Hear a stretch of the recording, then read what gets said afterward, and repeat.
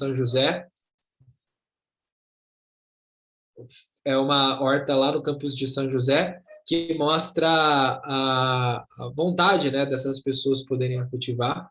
Então, aqui a gente tem um tipo de cultivo bem familiar, assim, né, um cultivo bem da galera que morava mais em áreas rurais.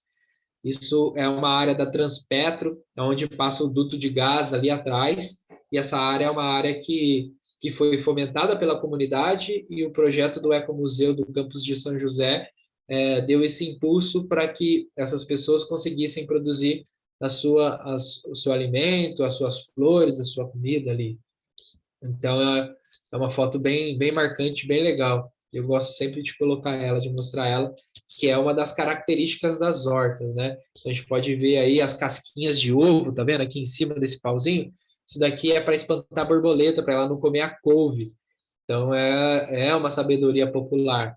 A gente vê as flores, né, que são muito atrativas para polinizador, e tem os milhos. Então, a gente vê essa transição nas hortas conforme as épocas do ano. Então, é muito interessante da gente poder mapear tudo isso.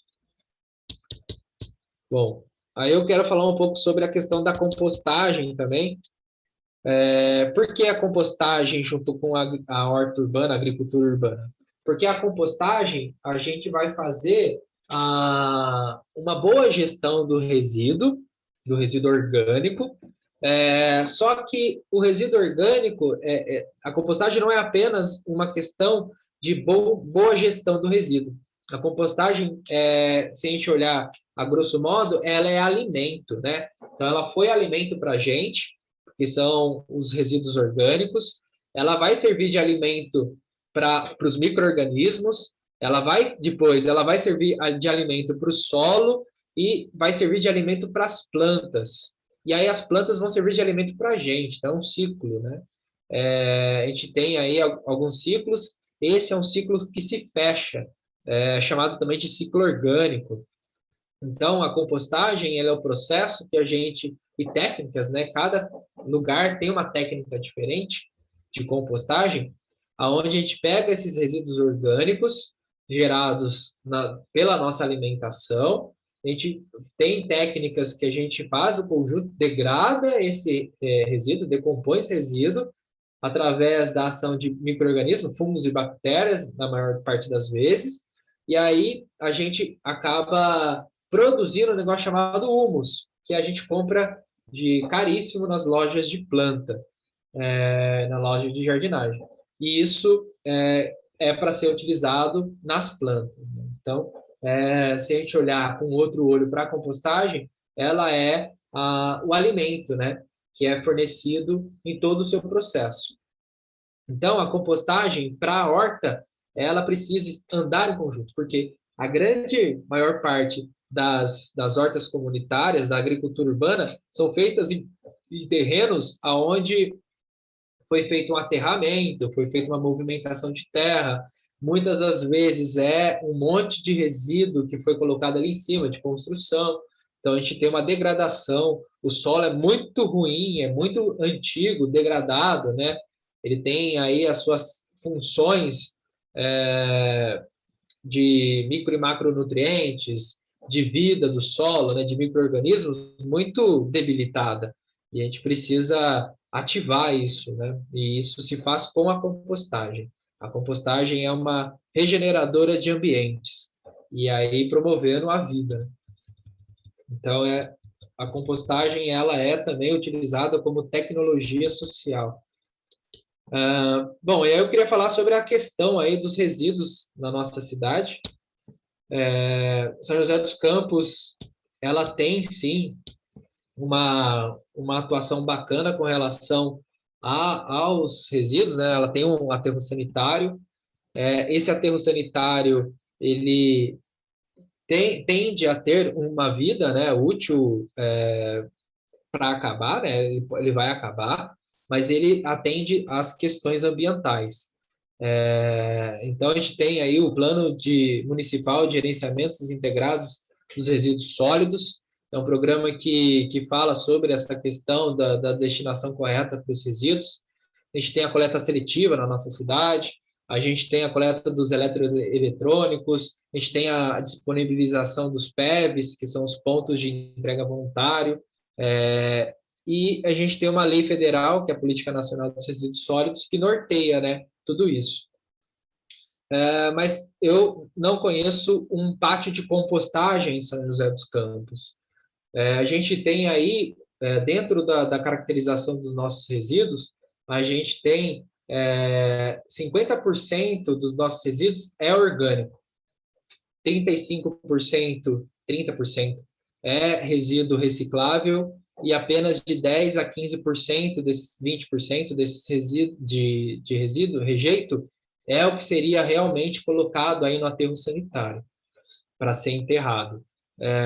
O reciclável voltaria, né, para o processo industrial, então, na separação do vidro, papel, papelão, plástico, madeira, e o orgânico ele voltaria para a terra, né, como a degradação aí, a decomposição pelos fungos e bactérias.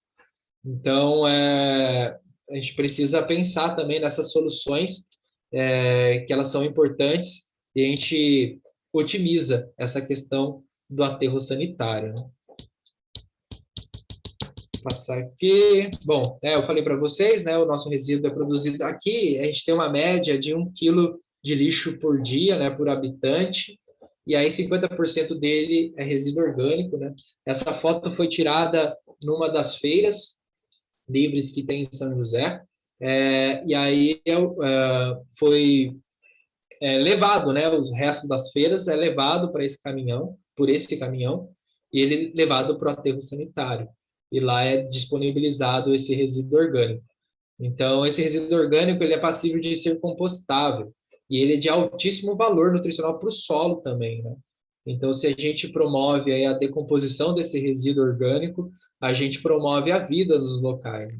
A gente tem uma lei que fala sobre a descentralização desses espaços de compostagem, dos pátios de compostagem. É uma lei estadual que fala sobre essa questão, que a gente consegue receber 500 quilos por dia em locais para fazer a compostagem. Então, isso é um incentivo à descentralização, né, da compostagem. A gente consegue aí levar para vários outros lugares esse processo de compostagem e revitalização de espaços. Então, é uma outra questão que é bem interessante da gente falar. Bom, e aí, o que é a compostagem urbana? Porque a compostagem a gente conhece porque a natureza faz isso há milhares de anos, né? As florestas, elas se constituíram porque no próprio ambiente florestal existe a compostagem, né? Quem aduba a floresta é a própria floresta. Então, na floresta caem os galhos, as folhas, os frutos, os animais que ali transitam morrem, caem no chão da floresta e acabam se decompondo. E ali, naquela decomposição, vai se criando, né, a serrapilheira e vai fornecendo o alimento que as plantas precisam. Só que isso na floresta. Quando a gente vem para a cidade, qual é a técnica, qual é o jeito que a gente utiliza para poder otimizar, né, essa técnica que é feita há milhares de anos pela natureza? A gente precisa de alguns passos para que isso aconteça. A primeira questão é segregar na fonte. A compostagem urbana, ela precisa de uma segregação na fonte, a separação. Então, quando a gente tem a separação dos resíduos, a gente consegue otimizar os processos de compostagem, né? Isso ganha tempo. Você não precisa perder tempo separando, né? Tirando alguns plásticos, algum material que não vai. Uma outra questão é quais são esses locais para a gente compostar. Por quê? Porque pelo local a gente consegue definir quais são as técnicas para a gente poder compostar. E aí as técnicas de compostagem, elas vão muito, né? Existem vários tipos de técnica, né? Existe a técnica da leira estática da aeração passiva, existe o método Lages, existe a compostagem laminar, a compostagem de aeração induzida, a vermicompostagem, que é utilizado aí em ocas e gongolos. Então, existem vários tipos de técnica. Mas o que vai me definir a técnica são os locais. Por quê? Porque os locais eles podem ser grandes ou podem ser pequenos locais. Pode ter uma incidência maior de luz, né, de sol, de vento, de chuva. Ele tem, sei lá, um corpo hídrico perto. Enfim, eu tenho vários tipos de técnicas que eu posso aplicar, mas o que eu preciso entender primeiro quais são esses locais e o que eles vão me dizer. E dependendo do local, eu utilizo a técnica, né? Então tem que tomar cuidado. É um local que tem perto de um corpo hídrico, né? Perto de uma nascente, de um rio, de um riacho. Eu vou fazer a compostagem em um local onde eu consigo impermeabilizar a compostagem, tipo uma caixa d'água. Eu consigo produzir isso, eu consigo criar um sistema de impermeabilização que não vai o percolado para o corpo hídrico, né? Eu não faço a contaminação dessa água. Isso é uma, né? Tem vários outros tipos de técnica que a gente pode utilizar. A aeração passiva, quando a gente tem uma arquitetura de leira, onde lá dentro daquela leira a gente tem uma troca gasosa, como se fosse uma respiração, e aí sozinho passa o ar quente e o ar frio. É o jeito da gente poder otimizar esse espaço, né? Esse tipo de formato, e não demandar muito trabalho braçal, trabalho físico. Então, também é um ponto interessante. E uma outra questão é a logística para o resíduo, né? Para a gente transportar esse resíduo dentro da cidade.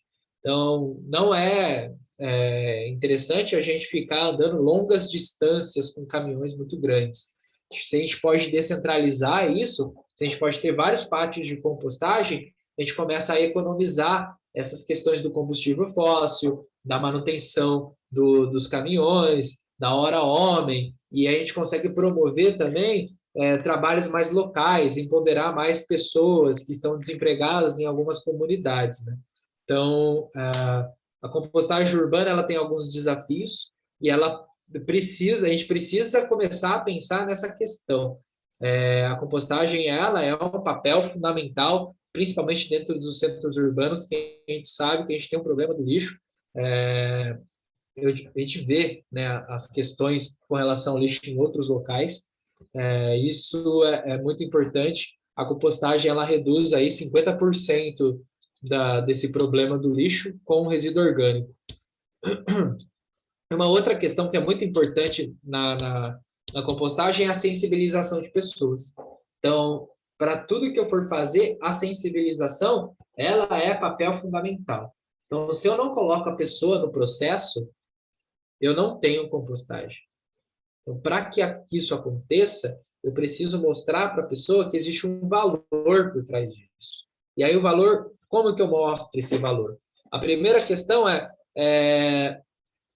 se a gente faz a compostagem, a gente está reduzindo uma quantidade de lixo que iria para o aterro sanitário.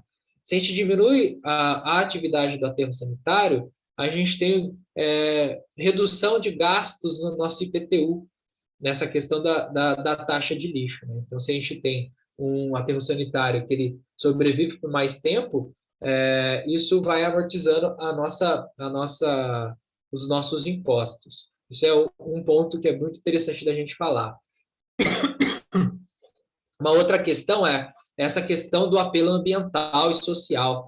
Então, quando a gente faz a compostagem ela não é feita, não é só, né, para que a gente faça em locais, nos nossos locais. Quando a gente pratica a compostagem, a gente está praticando uma atividade que vai fazer um bem para o planeta Terra inteiro. Então, é uma questão muito interessante da gente poder abordar esse ponto, né? E a compostagem, ela é um papel fundamental para que a gente comece a reduzir essa emissão de gases de efeito estufa, principalmente o metano. Então, quando a gente faz a compostagem, a gente tem aí uma melhora nessa questão, né, de quantidade de metano que vai para a atmosfera. E o que é muito interessante quando a gente tem uma planta bem alimentada, né, com relação a uma terra bem fértil, ela aumenta a sua taxa de fotossíntese. Então, se o metabolismo trabalha mais, se trabalha mais, a fotossíntese captura CO2 da atmosfera. Captura não, né? Troca CO2 na atmosfera. E o carbono é fixado dentro do seu corpo vegetal para formar toda a sua estrutura. E é liberado o oxigênio.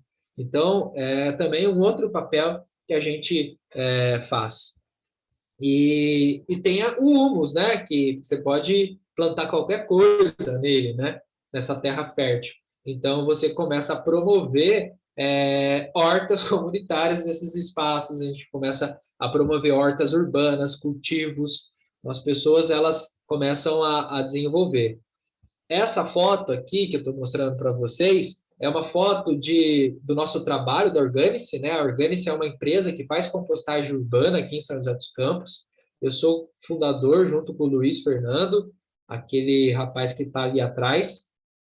A gente faz esse serviço de compostagem na cidade, a gente faz a coleta na casa das pessoas através de um plano de assinatura. Então, é um serviço, né, que a pessoa paga para a gente fazer a compostagem fora da casa dela e devolve o humus para ela.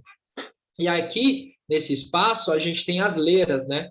Então, tem as leiras estáticas de aeração passiva, a gente faz essa mistura do orgânico com o seco, que é a maravilha, e disponibiliza numa arquitetura de leira onde o oxigênio consiga passar por toda a leira através de uma termodinâmica, né?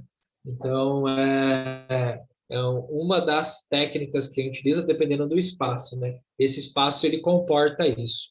Hoje a gente está compostando 2 toneladas mês, mas isso é uma cosquinha, né? Hoje a gente produz por dia 700 toneladas, né, de lixo, e se a gente for pensar se 50% é orgânico, então a gente não está produzindo 350 toneladas de orgânico por dia, né? Então é uma grande quantidade de resíduo que a gente precisa entender que ele pode ser virado terra. Bom, passar essa foto. Aqui a gente tem uma questão técnica muito interessante, que é o controle de temperatura. Então, o controle de temperatura das leiras ele é fundamental para que a gente faça a sanitização desse composto. Aqui nessa leira, nessa técnica, eu consigo colocar tudo. Eu coloco osso, eu coloco carne, eu coloco gordura, eu coloco restos de cítrico, eu coloco restos de vários tipos de alimento, né? Aqui eu não tenho uma restrição alimentar. Mas por quê? Porque eu tenho um controle técnico dessa temperatura. Então, quando eu tenho 70 graus durante 3 a 4 dias, eu tenho uma sanitização desse composto. Então, eu elimino alguns patógenos, eu quebro alguns metais pesados, eu tenho uma, vou colocar entre aspas, purificação, né, desse composto orgânico. Se eu tenho um controle de 55 graus durante 15 dias, eu também tenho essa sanitização. Então, depende muito. O nosso composto está chegando a 70 graus, mas a gente utiliza micro-organismos eficientes, aqueles micro-organismos que aceleram, comem mais rápido, né? Então, a gente tem uma aceleração, mas isso é por causa da questão do espaço. Então, a gente precisa otimizar esses espaços e precisa fazer a compostagem acontecer de uma forma mais acelerada, para que a gente consiga produzir mais composto, enfim, é um ciclo, né? Então, a gente está produzindo esses compostos, mas ele é possível de ser feito sem precisar dos micro-organismos. A gente vai criando esses micro-organismos dentro da leira. Isso acontece lá dentro. Demora um pouco mais de tempo, claro, né? Mas a gente tem essa produção de micro-organismos de uma cepa que ela vai consumir todo esse resíduo orgânico.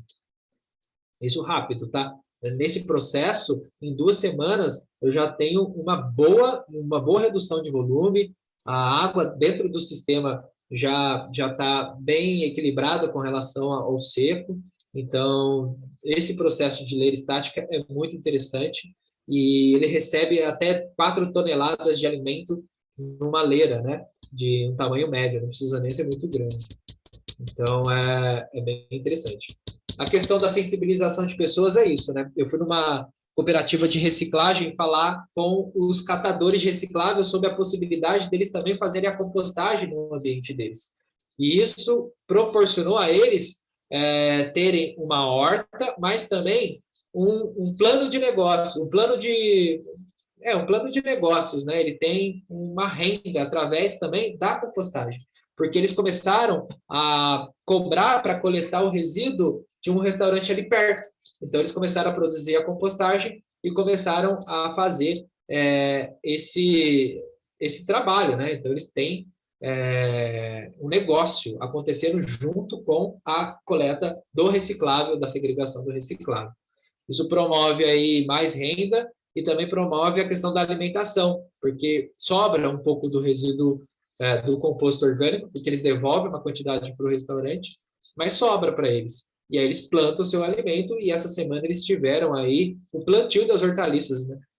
Eles coletaram o seu primeiro composto orgânico e fizeram o plantio das hortaliças. Então, logo, logo já estão colhendo e já estão. E também tem uma outra renda, né? Que eles podem vender as hortaliças também.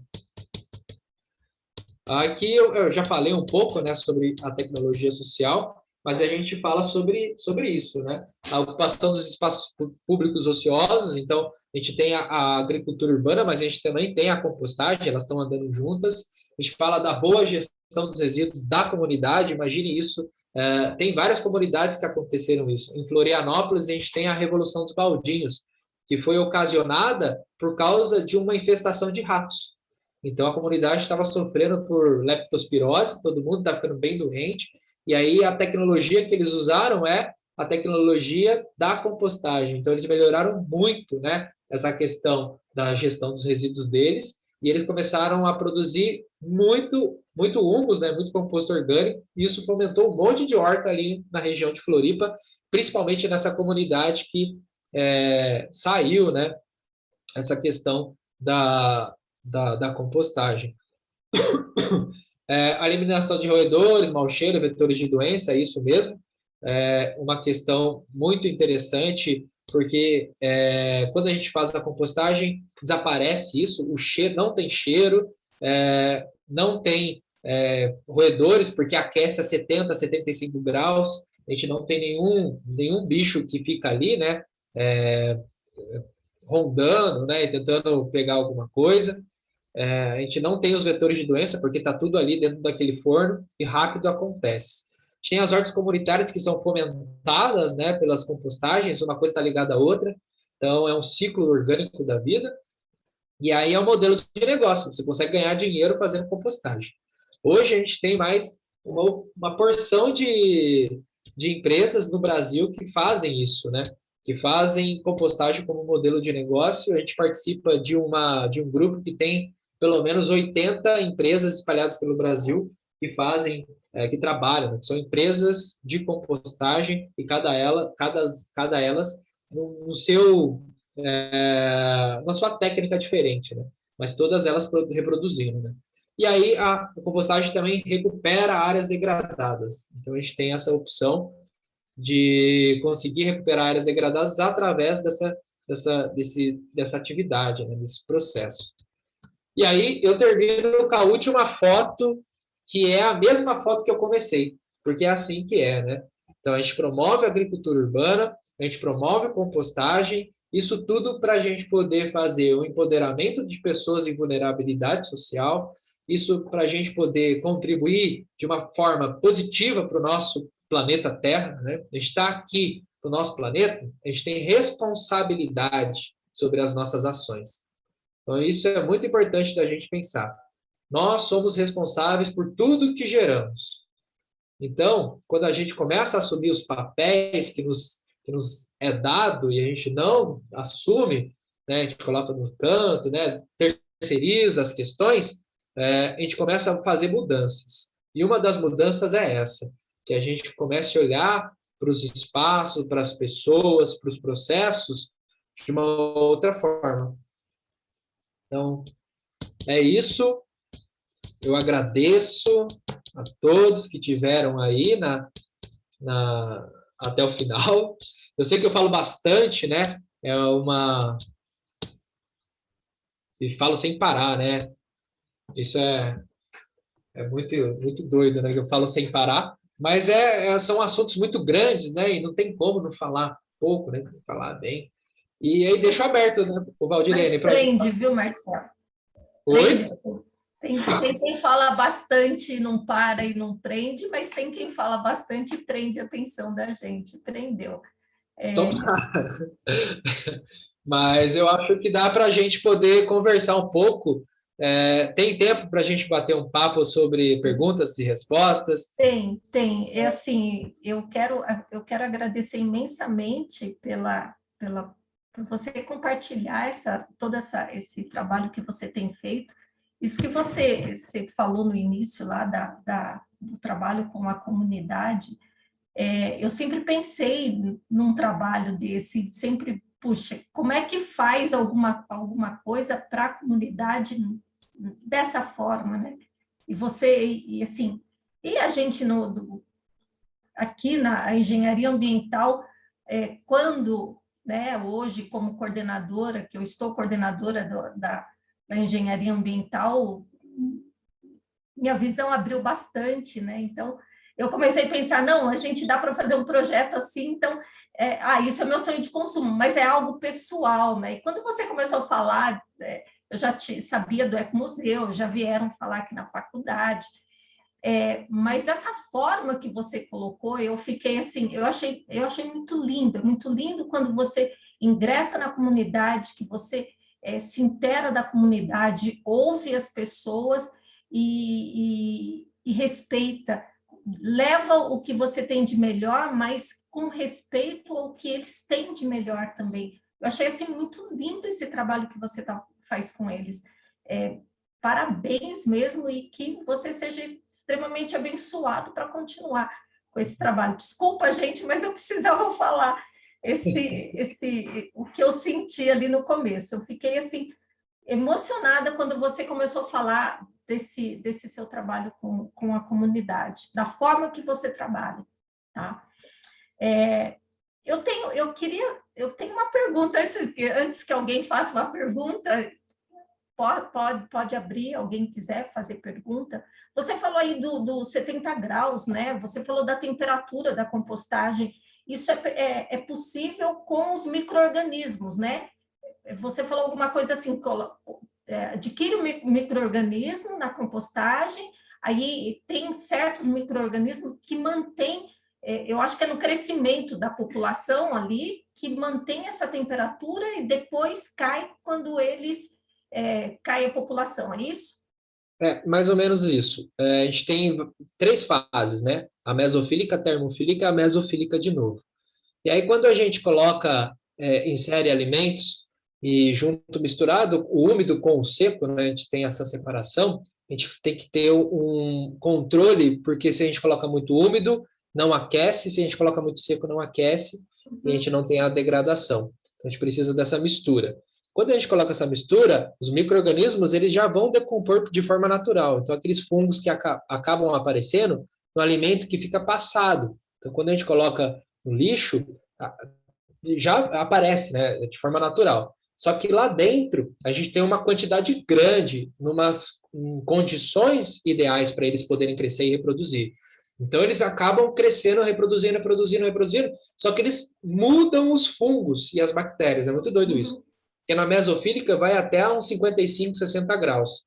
Quando passa de 60, vai até 70, 75, tem um grupo específico daquela fase que continua a degradação, mas em altas temperaturas. Então, é por isso que se mantém essa temperatura durante um tempo. Isso também depende da oferta, né, de condições ambientais, então umidade, oxigênio e alimento. Então, Mas é um tipo de micro-organismo, não é qualquer bicho que a gente coloca lá no lugar, não é assim. Eu tenho um micro-organismo, eu tenho um tipo de matéria orgânica que eu estou colocando lá, isso tudo para poder acontecer, não é qualquer bicho, para poder acontecer, chegar a essa temperatura. Mas eu não consigo controlar o que aparece, né? Porque como o meu alimento ele vem diverso, então eu vejo tem tudo ali. Então, se eu coloco um osso, é um outro tipo de micro-organismo que vai decompor gordura. Então, eu crio eu falo que eu tenho a empresa que mais emprega no mundo. Eu tenho bilhões, trilhões de micro-organismos trabalhando para mim. E não sou eu que trabalho. Eu só crio condições para que eles trabalhem. Tem um documentário na Netflix, eu comecei a ver, não terminei ainda, dos fungos. Você já viu? Esse não. Ah, olha, assiste para você ver. É bárbaro, é impressionante. Convido a todos para ver. Eu gosto muito de documentário, mas essa correria que tá, às vezes eu paro para poder fazer uma higiene mental, né? É, quando você estava falando aí do aquecimento, eu lembrei dos bichinhos, da troca de carbono, que são eles os responsáveis pelo ciclo do carbono, né? Ciclo da água, e principalmente pelo ciclo do carbono. Mas a dúvida que eu tinha era essa, o tipo de micro-organismos para manter nessa temperatura.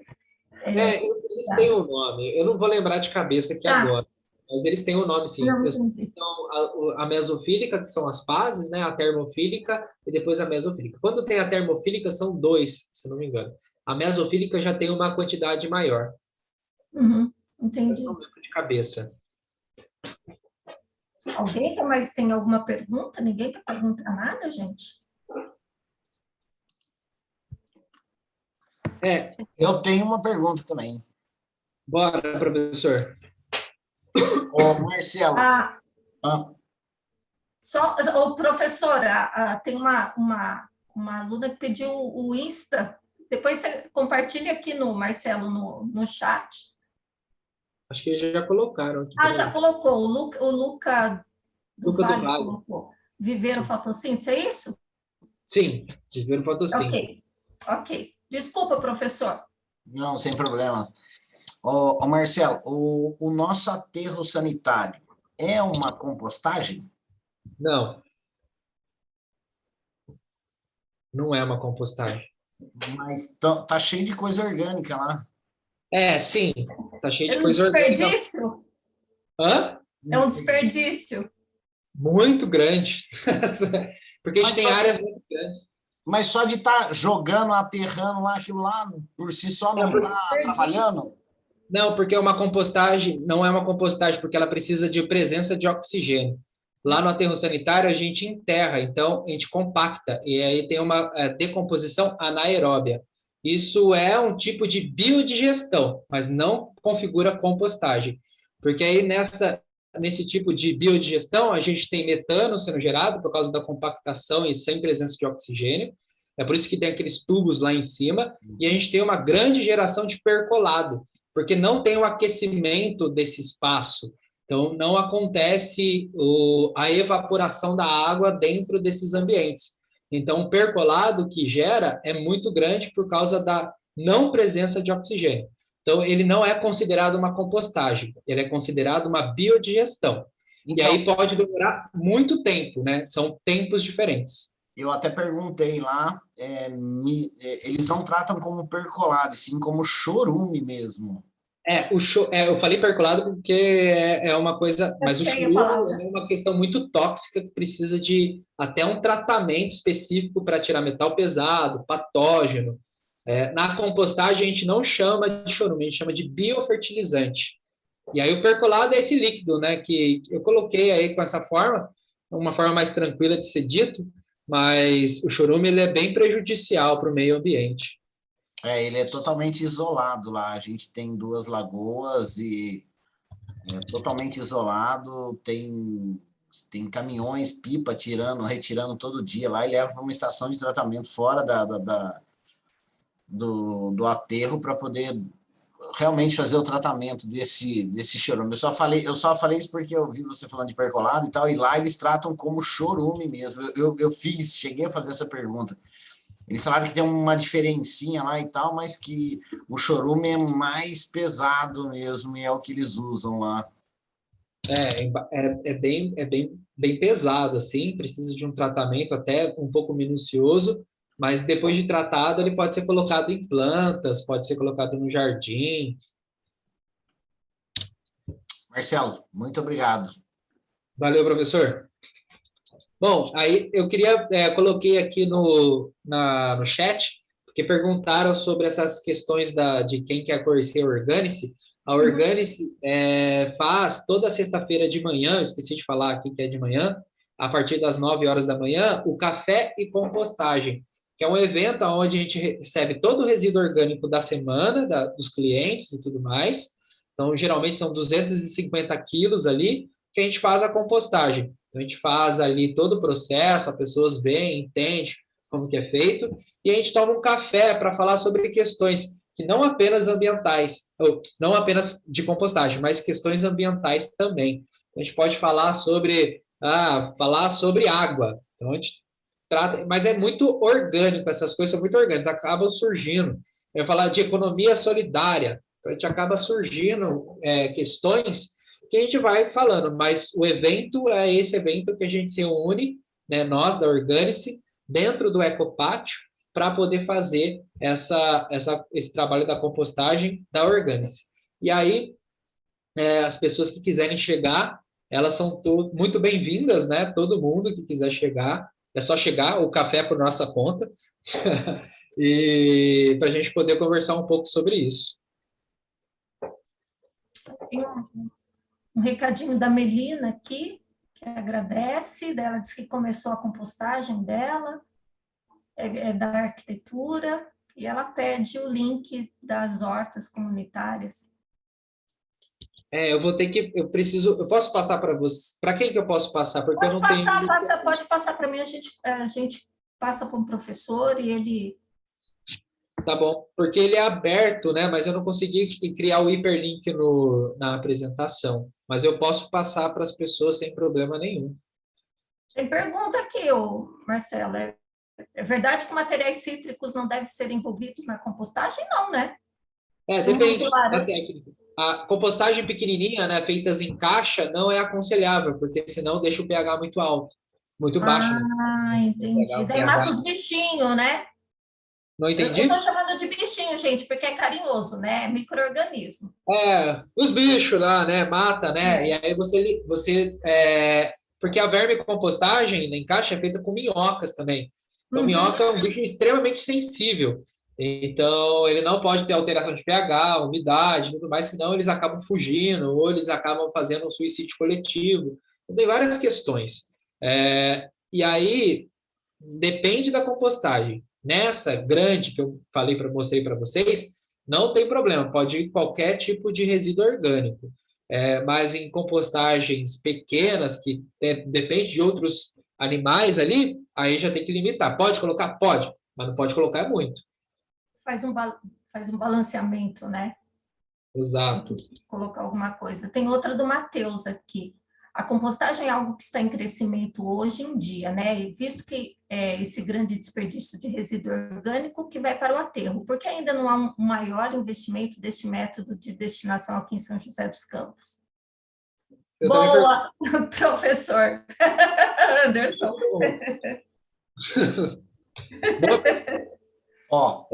Eu vou procurar saber, tá? Porque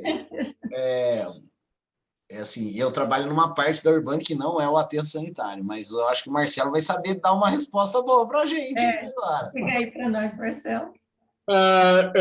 Sinceramente, eu não sei porque a gente não tem investimentos, né? Eu sei que ainda em São José, pela gestão pública, a gente não tem um olhar bacana sobre isso, né? Está crescendo em tudo quanto é lugar, então a gente sabe que em São Paulo foi aprovada uma lei da compostagem. São Paulo foi aprovada a lei da compostagem. Tem uma lei que até 2030, 90% do resíduo orgânico vai ser compostável. A gente tem várias iniciativas em vários locais do Brasil. Mas em São José dos Campos a gente não tem esse investimento. Tem algumas iniciativas que são privadas, né, que são particulares, que são as empresas que se constituem para poder fazer esse serviço. Mas nenhuma delas recebe o incentivo da gestão pública. Então, eu acredito que existe aí vários fundos, né? Agora há pouco veio o Fundo Municipal de Meio Ambiente, né, para a gente fomentar algumas iniciativas. A compostagem foi abordada em alguns deles, né? Eu escrevi não passou, mas teve a compostagem abordada, mas em outros que passaram também teve. Então, eu acho que está começando a ser visto, mas eu acho que a gente precisa olhar com mais carinho, né? A gestão pública, né? Precisa olhar com mais carinho.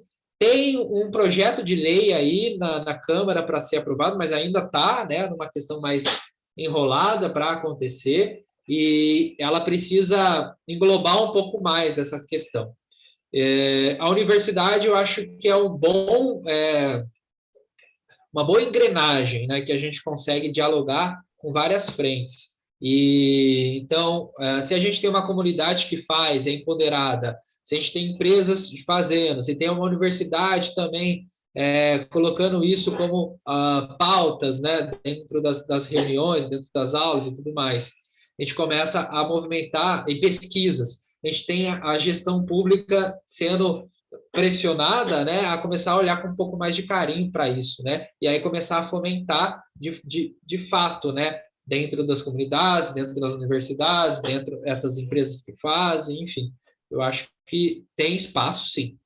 A gente só precisa olhar com mais carinho. Nós não, né? A gestão pública, mas a gente também é responsável por isso, tá? A gente é cidadão, a gente está dentro do jogo, né? Então, a gente precisa cobrar também essas pessoas para que a gente tenha, né? Então, vereadores, o prefeito, pessoas que fazem lei, que comecem as atividades, né? Voltadas para isso.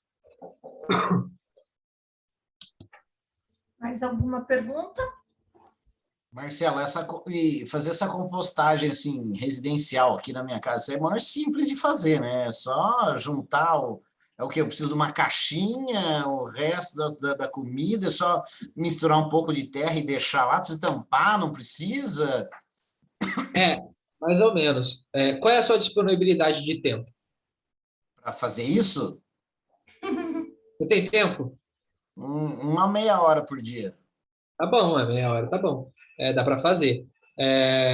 Porque precisa, né, de uma dedicação, pelo menos de uma meia horinha aí por dia para poder dedicar, né? Se está tudo bem. Às vezes você só olhar assim para ver se não tem nada errado, né?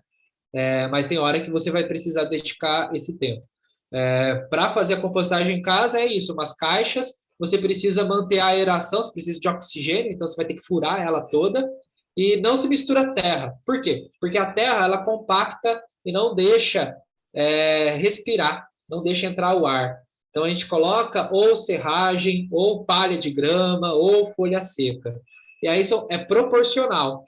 Então, se você tem um resíduo que é extremamente úmido, você vai colocar o dobro, né? Então, eu tenho melancia, me deu a quantidade de melancia deu um prato. Coloquei aquele prato lá dentro de melancia toda picadinha, e aí eu coloco 2 pratos de folha seca. Um exemplo de medida, tá? Não precisa ser exatamente o prato, mas qualquer unidade de medida que você desenvolva ali. Então, você coloca essa medida sempre o dobro, porque o resíduo orgânico, a melancia, por exemplo, é 80% água. Então, ela vai se decompor, ela vai liberar muita água. O material seco, que é rico em carbono, ele vai fazer todo esse equilíbrio da umidade. Porque o excesso de umidade, você tem água, a água não deixa entrar oxigênio, você libera metano, vai ficar um fedor danado lá na sua casa, e aí você vai querer jogar a composteira fora. Se você coloca muita palha seca, né, muita serragem, você tem excesso de carbono, vai fossilizar. Então, também não vai se decompor, o negócio vai ficar duro, que nem uma pedra. Então, o que você vai ter que fazer? Uma massa meio úmida com essa mistura e disponibilizar para os fungos e bactérias poderem fazer a atividade deles lá. Se tiver tudo certinho, bonitinho, não tem cheiro. Em 3 meses, você já está coletando resíduo orgânico. Isso 3 meses numa caixa cheia, né? Precisamos fazer um laboratório disso. Vamos fazer um laboratório. É bem legal. Eu já sou o primeirinho da fila, hein? Vamos fazer, sim, vamos fazer. Perguntaram quais são as hortaliças fáceis de cultivar em casa, Marcelo. Ai, meu Deus do céu, essa pergunta é uma pergunta que eu adoro responder, porque a minha pergunta é uma outra pergunta. Quais são as áreas que você quer cultivar hortaliça? Você tem disponibilidade de sol? Você tem disponibilidade de água? Qual o tempo que você vai dedicar a isso? Se a gente tiver as condições ideais, todas as hortaliças. Milho, mandioca, feijão, alface, repolho, berinjela, pimentão, cebolinha, salsinha. Então, você precisa de um ambiente propício para cultivar.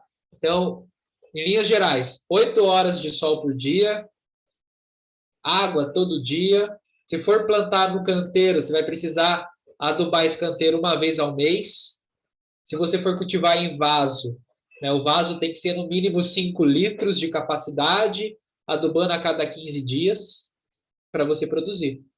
Então, são condições climáticas, não existe a hortaliça mais fácil de cultivar. Mas o ambiente vai te proporcionar que você consiga cultivar qualquer hortaliça, né? Tem umas que demoram mais tempo, outras menos. Mas, por exemplo, a rúcula, em 28 dias você colhe rúcula, 28 dias, é menos de um mês. Só que se você não der as condições ideais para ela crescer, né, se desenvolver, você vai pensar que você não consegue. Mas ela é extremamente rápida para ser colhida. Então, você vai ter que dar condições para ela poder ser colhida. Já o repolho são 110 dias para você poder colher. 110 dias é uma dedicação. Então, não tem feriado, não tem final de semana, você vai ter que regar. Eu vou passar a virada do ano lá em Caraguatatuba, vou ficar uma semana lá. Não, vai não. Vai ter que cuidar da planta, ou vai colocar alguém para cuidar da sua planta. Então, 5% do processo de manejo é plantio, 95% é cuidado. Então, a gente tem que cuidar. Então, isso é complicado. A compostagem é até de boa, mas as hortas, elas são complicadas. Aí tem o Eduardo que falou complicado, hein? Complicado são as hortaliças.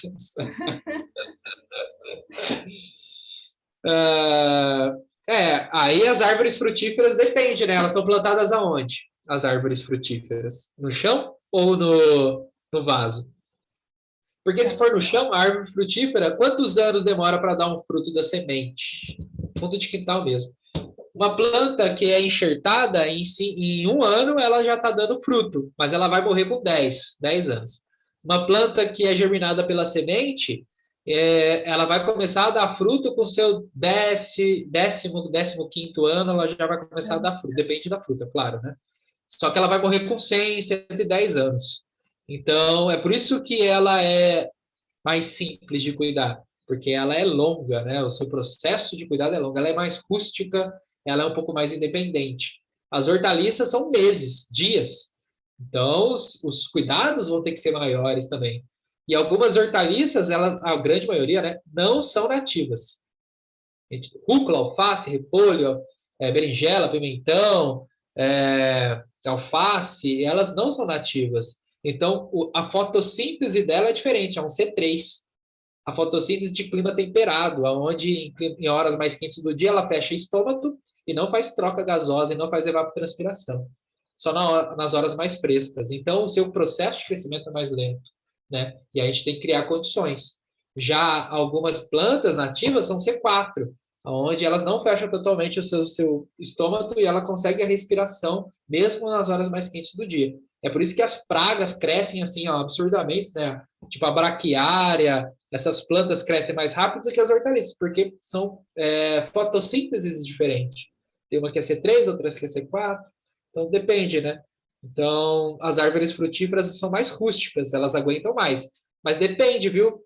Porque depende do ambiente que você está colocando. Se você plantar ela de qualquer jeito, ela vai ter um crescimento muito mais acelerado e ela vai ficar muito mais propícia a pragas e doenças.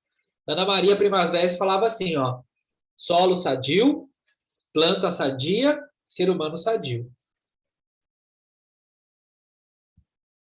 Perfeito. É isso. Nossa. Marcelo, muito obrigada. Mais alguma pergunta aí? Eu não tenho. Bom, a gente ficaria conversando, a prosa está muito boa, mas o tempo já está indo embora, né, professor? Marcelo, gratidão, gratidão por tudo, pelo teu trabalho. Continue. É um orgulho para a gente. Eu lembro de você na faculdade, eu já estava ali. É um orgulho para a gente saber que você é fruto da Univap e está aí. Continue, seu caminho ainda é longo e seja muito abençoado. Muito obrigada por compartilhar conosco o seu trabalho, a sua vivência, o seu aprendizado, uma parte da tua vida. Gratidão. Obrigado. Eu queria falar só uma despedida rapidinho. Fica à vontade. Eu acho que eu nasci já sabendo o que eu queria. Então, eu me considero privilegiado, porque muitas pessoas ficam a vida inteira procurando aquilo que te completa, né? E eu já nasci com isso, é muito doido. E a minha fala é que, mesmo que as pessoas tenham sonhos, né, que você sinta que talvez esteja no caminho errado, mas aquilo te completa por dentro, vá em frente. Não desista, é isso. Então, eu tive essa vontade dentro de mim. A minha família me achou louco, maluco, né? Poxa, naquela época fazer agropecuária, cara, que a mecatrônica estava chegando em alta, você podia ter a oportunidade que você quisesse, entrar na Embraer, na GM, aonde você quisesse. E eu não quis, porque não era o que me completava. Então, eu falo do mesmo jeito, com experiência. Tive que abrir alguns caminhos, né? A gente tem que abrir portas às vezes, né? Mas eu segui aquilo que estava aqui dentro, no meu coração. Então, eu falo para vocês, se vocês tiverem esse sentimento, vá em frente, porque é isso mesmo. É difícil, mas é gratificante. É isso. Parabéns. Ó, Marcelo, Obrigada. tá realmente de parabéns e eu vou ficar esperando, viu, professora, esse laboratório experimental. Já vou começar a guardar um monte de resto de comida aqui em casa, tá? Vamos fazer um projeto de extensão, poxa. Oi? Projeto de extensão na engenharia ambiental tem? Sim, a gente está montando um projeto, já vamos procurado por uma equipe. Você quer trabalhar com a gente? Você quer fazer um projeto de extensão com a gente? A gente Mas precisa claro. mais sobre compostagem. Pode ser compostagem, pode ser agricultura urbana. Eu vou levar vocês lá nas hortas comunitárias, eu vou levar vocês Então, nas vamos, fechou. Fechou. A gente precisa saber mais sobre compostagem. Tem um grupo aqui, que a gente já tem um grupo, a pandemia veio e deu uma segurada, já era para a gente ter implantado, a gente está com um projeto de Univap sustentável, e está de rosca, sabe? O negócio está que não vai, mas tem que, sabe aquela coisa agora, questão de honra? Tem que acontecer. Então, semana passada já conversei com a professora Mônica, e a gente vai desenrolar isso, é só passar essa loucura aí que a gente está atravessando de projeto pedagógico, CEAL agora essa semana, e se você puder nos ajudar, a gente vai agradecer muito. Eu posso. Dia 6 de novembro a gente tem um mutirão lá na APP da Florestinha, no campus de São José. A gente vai dar uma mão para a comunidade lá na horta comunitária, que fica na beira do córrego Alambari. É uma primeira agrofloresta urbana comunitária, e foi instituída por esse projeto e pelas pessoas. Na verdade, foi instituída pelas pessoas, e o projeto veio e deu luz, né, para elas poderem atingir outros patamares. Hoje era um local que a gente tinha só entulho, não tinha nada. E hoje a gente tem mais de 500 árvores plantadas com produção de comida que sustenta uma grande galera lá. Então, fica na periferia de São José, lá na região sudeste, no campus de São José. Tá. Lá no Parque Alambari. Oi? 6 de novembro. 6 de novembro, acho que é o dia inteiro, é um sábado. Tá. Perfeito. A gente vai conversar ainda. Beleza. Obrigada, gente. Boa noite. Obrigada, Marcelo, professor. Pessoal, boa noite. Fiquem com Deus. Gratidão. Parabéns. Bom, obrigado. Boa noite para todo mundo. E a gente se vê logo, né? Em breve. Isso, se Deus quiser. Tchau, Tchau, tchau. tchau.